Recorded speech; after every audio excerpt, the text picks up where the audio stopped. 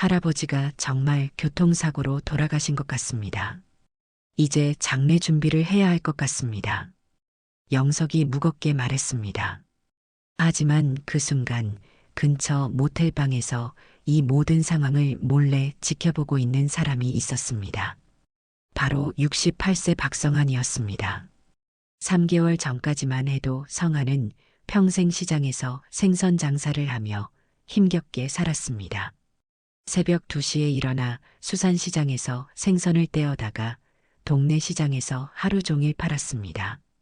비린내가 몸에 배고 손은 거칠어졌지만 가족을 위해 40년을 버텨왔습니다. 그런데 놀라운 일이 벌어졌습니다. 단골 손님 박 여사가 감사 표시로 준 스크래치 복권이 1등에 당첨된 것이었습니다. 당첨금은 무려 20억 원이었습니다. 이게 정말 맞나? 성환은 복권을 몇 번이고 비벼봤지만 숫자는 그대로였습니다. 복권 판매점에서 확인받고 나서야 현실임을 받아들였습니다. 그런데 당첨 사실을 가족들에게 알린 다음 날 성환은 충격적인 결심을 했습니다. 사라지기로 한 것입니다. 하지만 단순히 사라지면 의심받을 수 있어서 교통사고를 당한 것처럼 연출했습니다. 성환은 미리 준비해둔 닭피를 옷에 묻히고 찢어진 옷가지들을 도로변에 뿌려놓았습니다. 그리고 휴대폰을 강에 버린 후 인근 모텔로 피신했습니다. 2부. 사실 성환에게는 가슴 깊은 상처가 있었습니다. 오랫동안 가족들의 무관심을 견디며 과연 그들이 자신을 정말 사랑하는지 의문이 들었기 때문입니다. 복권 당첨 전까지 가족들의 대우는 매우 냉정했습니다. 특히 평소 생활에서의 소외감은 견디기 어려울 정도였습니다. 가장 서러웠던 건 명절 때였습니다. 지난 추석 아침 성환은 일찍 일어나 차례상을 준비하려고 부엌에 갔습니다. 하지만 냉장고는 거의 비어 있었습니다. 영석아, 차례상 준비는 어떻게 하지? 성환이 큰아들 영석에게 물어봤습니다. 영석은 대형 IT 회사에서 팀장으로 일하고 있었습니다. 아버지, 올해는 처가에서 차례를 지내기로 했습니다. 저희는 아침 일찍 출발해야 해서요. 영석이 서둘러 대답했습니다. 그럼 우리 조상님 제사는? 간단히 하시든지 아니면 내년에 제대로 하시든지 해주세요. 성환은 자신의 조상 제사보다 처가 제사가 우선이라는 사실에 충격을 받았습니다. 둘째 민석에게도 연락했습니다. 민석은 동네에서 치킨집을 운영하고 있었습니다. 아버지, 명절이라 배달 주문이 많아서 가게 문 열어야 합니다. 죄송합니다. 결국 성환은 혼자서 간소하게 차례를 지냈습니다. 편의점에서 산 사과 몇 개와 과자로 상을 차렸습니다. 그런데 저녁에 영석 가족이 돌아와서는 SNS에 화려한 차례상 사진을 올렸습니다. 우리 집 차례상은 역시 최고. 엄마가 정성껏 준비해 주신 덕분에 조상님들도 기뻐하실 거예요. 며느리 현숙이 댓글을 달았습니다. 성환은 그 글을 보며 마음이 아팠습니다. 3부. 지난 겨울 성환이 폐렴에 걸렸을 때가 가장 절망적이었습니다. 열이 39도까지 올라가고 숨쉬기도 힘들어졌습니다. 영석아, 병원에 좀 데려다 줄 수 있겠니? 성환이 떨리는 목소리로 전화했습니다. 아버지, 지금 중요한 프레젠테이션 준비 중입니다. 119 부르시면 되지 않나요? 영석이 차갑게 말했습니다. 민석에게도 연락했지만 마찬가지였습니다. 아버지, 지금 매장이 너무 바빠서요. 택시 타고 가시든지 해열제 드시고 쉬시든지 하세요. 결국 성환은 혼자 119를 불러 병원에 갔습니다. 입원비와 치료비로 200만 원이 나왔습니다. 평생 모은 적금을 깨야 했습니다. 퇴원 후 성환이 영석에게 말했습니다. 병원비 때문에 생활비가 부족할 것 같다. 조금만 도와줄 수 있겠니? 아버지, 기초연금 받고 계시잖아요. 그걸로 충분하지 않나요? 영석이 귀찮다는 듯 대답했습니다. 연금만으로는 병원비나 약값을 감당하기 어렵다. 정급하시면 구청에서 의료비 지원 받으시면 되지 않을까요?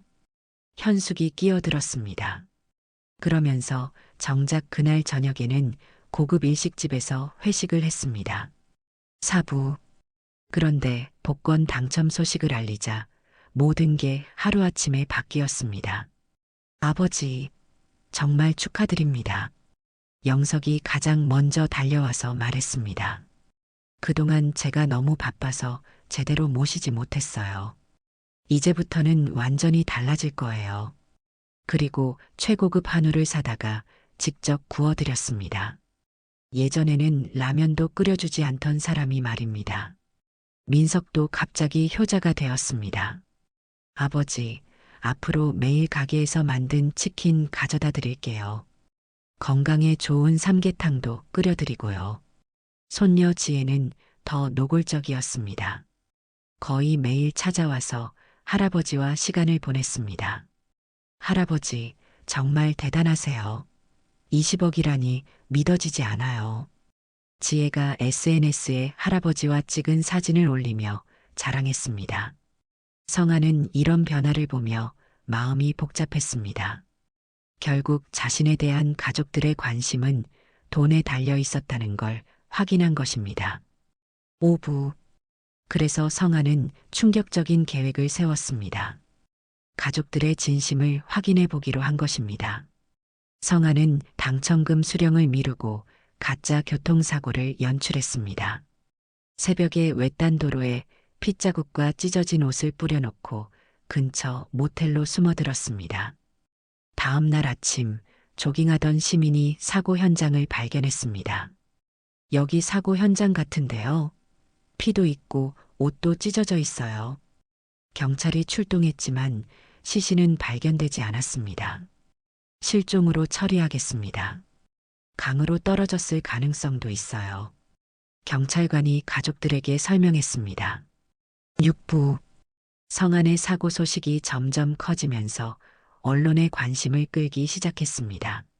하지만 처음에는 단순한 교통사고 실종으로만 보도되었습니다. 그런데 며칠 후 복권 당첨 사실이 알려지면서 상황이 달라졌습니다. 실종된 박성한 씨가 20억 원 복권 당첨자로 밝혀졌습니다. 당첨금을 수령하기 전 사고를 당한 것으로 추정됩니다. MBC 저녁 뉴스에서 보도했습니다. 뉴스가 나간 후 성안의 집에는 기자들이 몰려들었습니다. 아버지가 너무 걱정됩니다. 하루빨리 무사히 찾아졌으면 좋겠습니다. 영석이 카메라 앞에서 말했습니다. 하지만 그의 표정에서는 진심 어린 걱정보다는 당황함이 역력했습니다. 아버지가 평소 건강이 좋지 않으셨는데 혹시 어디선가 다치셨을까봐 밤잠을 못 자고 있습니다. 민석도 인터뷰에 응했습니다. 할아버지가 너무 보고 싶어요. 돈은 전혀 중요하지 않으니까 무사히 돌아와 주세요. 지혜는 눈물을 흘리며 호소했습니다. 7부. 하지만 시간이 지나면서 영석과 민석 사이에 미묘한 갈등이 생기기 시작했습니다. 한 달 후 두 형제가 조용한 카페에서 만났습니다. 아직 아버지 소식이 없네요. 경찰도 수색을 중단한다고 하던데요. 영석이 조심스럽게 말을 꺼냈습니다. 그러게요. 벌써 한 달이 넘었는데. 민석이 한숨을 쉬었습니다. 혹시 정말로 돌아가신 건 아닐까요? 강물에 떠내려가서. 그럴 수도 있겠네요. 그런데 형, 복권은 어떻게 되는 거죠? 민석이 조심스럽게 물어봤습니다. 당첨금 수령 기한이 1년이니까 아직 시간은 있어요. 하지만 복권 용지를 찾아야죠. 아버지가 어디에 숨겨뒀을까요? 두 사람의 대화는 점점 아버지 걱정에서 돈 얘기로 흘러갔습니다. 8부. 2개월이 지나자 형제 간 갈등이 본격화되었습니다. 형, 만약 아버지가 정말 돌아가셨다면 상속 문제를 생각해 봐야 하지 않을까요? 민석이 직설적으로 말했습니다. 상속은 법적으로 정해진 비율이 있잖아요. 하지만 그동안 누가 아버지를 더 많이 모셨는지도 고려해야죠. 뭐라고요? 제가 큰아들로서 더 많은 책임을 졌는데요. 영석이 반박했습니다.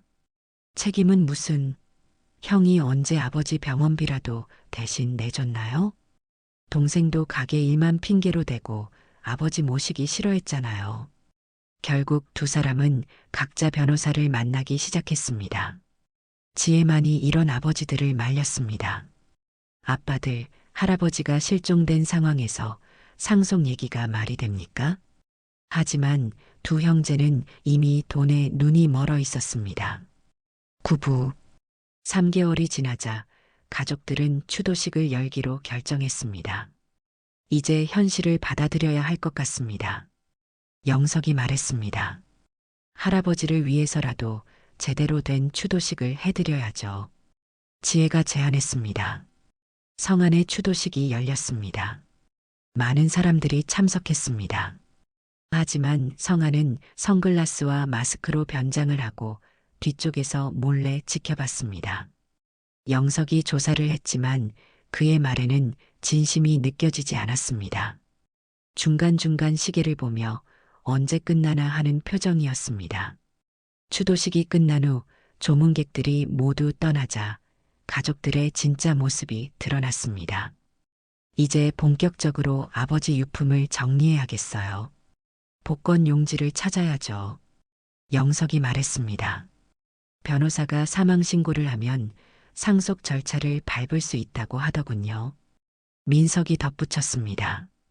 집을 다시 한번 뒤져봅시다. 지혜까지 합세했습니다. 세 사람이 성안의 집으로 가서 집안을 뒤지기 시작했습니다. 하지만 복권 용지는 나오지 않았습니다. 성안이 미리 은행 금고에 맡겨뒀기 때문입니다. 10부 성안은 더 이상 참을 수 없었습니다. 자신이 죽었다고 생각하는 순간에도 가족들은 오직 돈 생각만 하고 있었습니다. 다음 날 아침 가족들이 또다시 집을 뒤지고 있을 때 현관문이 열렸습니다. 무엇을 찾고 계십니까? 성안이 나타났습니다. 어머나, 유령이야. 현숙이 비명을 질렸습니다. 아, 아버지, 정말 아버지세요? 영석이 얼굴이 하얗게 질리며 떨었습니다. 할아버지, 어떻게, 어디 계셨어요? 지혜도 충격에 빠졌습니다. 성안이 차분하게 말했습니다. 지난 3개월 동안 모텔에서 지냈습니다. 그리고 여러분들의 모든 행동을 지켜봤습니다. 성안이 스마트폰을 꺼내 보였습니다. 몰래 설치한 CCTV와 녹음기로 모든 대화를 기록했습니다. 여러분이 제 죽음을 슬퍼한 게 아니라 돈 찾기에만 혈안이 되어 있었다는 증거입니다. 11부 가족들이 당황했습니다. 그런 게 아닙니다. 정말 아버지가 걱정되어서 영석이 변명했습니다. 아버지를 찾기 위해서 그런 거였어요. 민석도 해명하려 했습니다. 하지만 성안이 녹음 파일을 틀자 그들의 진짜 대화 내용이 흘러나왔습니다. 상속 비율을 어떻게 할까? 복권 용지를 어디 숨겨뒀을까? 그들이 했던 모든 말이 그대로 재생되었습니다. 할아버지, 정말 죄송해요. 지혜가 처음으로 진심으로 고개를 숙였습니다. 성안이 최종 선언을 했습니다. 복권에 정말 당첨되었습니다. 하지만 여러분들의 반응을 보고 실망해서 이미 당첨금을 수령했습니다. 그리고 제가 살아갈 최소한의 비용만 제외하고 전액을 사회에 기부하기로 결정했습니다. 가족들이 경악했습니다. 여러분들이 진심으로 뉘우치고 변화한다면 그때 다시 생각해 보겠습니다. 하지만 지금으로서는 한 푼도 나눌 생각이 없습니다. 12부 가족들에게는 충격적인 현실이었습니다. 20억 원이 모두 사라질 위기에 처한 것입니다. 하지만 이때부터 그들의 진짜 변화가 시작되었습니다. 영석이 가장 먼저 진심으로 사과했습니다. 아버지, 정말 죄송합니다.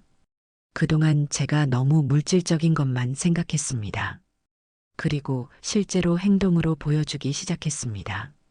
매일 아침 성안에게 안부 전화를 드리고 주말마다 찾아와서 함께 시간을 보냈습니다. 민석도 마찬가지였습니다. 아버지, 가게가 바빠도 아버지가 더 중요합니다.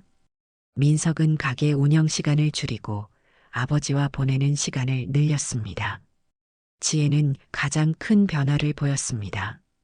할아버지, 돈은 정말 중요하지 않아요. 할아버지와 함께 있는 것만으로도 행복해요. 지혜는 할아버지와 함께 봉사활동을 시작했습니다. 13부. 성아는 쉽게 믿지 않았습니다. 1년간 지켜보겠습니다. 정말로 변했는지 확인하겠습니다. 그 후 1년 동안 가족들은 꾸준히 변화된 모습을 보여줬습니다. 돈 얘기는 전혀 하지 않고 진심으로 성안을 모셨습니다. 1년 후 성안이 갑자기 심장마비로 쓰러졌습니다. 이번에는 진짜 위험한 상황이었습니다. 아버지, 영석과 민석이 즉시 병원으로 달려왔습니다. 수술비가 얼마든 상관없습니다. 최선을 다해주세요. 가족들이 주저없이 말했습니다. 20억이 있다는 걸 알면서도 자신들의 돈으로 수술비를 마련했습니다. 성아는 그 모습을 보며 감동했습니다. 이제 정말로 가족들이 변했다는 걸 확신할 수 있었습니다. 14부. 수술이 성공한 후 성안이 가족 모임을 가졌습니다. 이제 정말 진짜 가족이 된 것 같습니다. 모든 걸 용서하겠습니다. 성안이 눈물을 흘리며 말했습니다. 아버지 덕분에 정말 중요한 게 무엇인지 깨달았습니다. 영석이 진심으로 고백했습니다. 성안이 마침내 결정을 내렸습니다. 20억 원 중 일부를 여러분과 나누겠습니다. 하지만 조건이 있습니다. 이 돈으로 꼭 의미 있는 일을 하십시오. 가족들이 약속했습니다. 할아버지의 뜻대로 하겠습니다. 15부. 몇 년 후 가족들은 정말로 약속을 지켰습니다. 영석은 독거노인들을 위한 IT 교육센터를 열었습니다. 어르신들이 스마트폰 사용법을 배울 수 있도록 도왔습니다. 민석은 어려운 청소년들을 위한 무료 급식소를 열었습니다. 가난한 아이들이 따뜻한 음식을 먹을 수 있게 했습니다.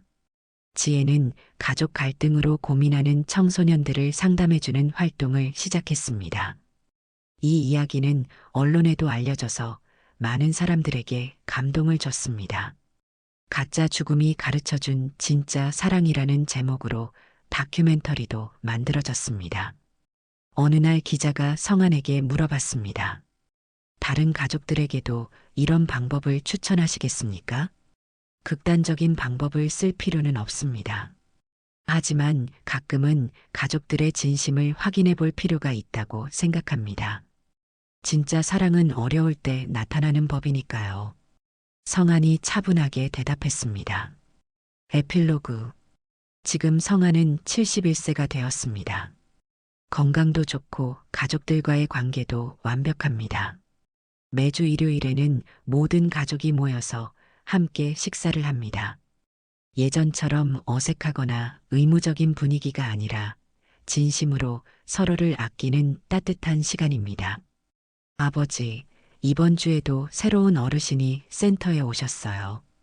스마트폰 배우시는 걸 정말 좋아하세요. 영석이 뿌듯하게 말했습니다. 저도 급식소 아이들이 삼촌하며 따라와요.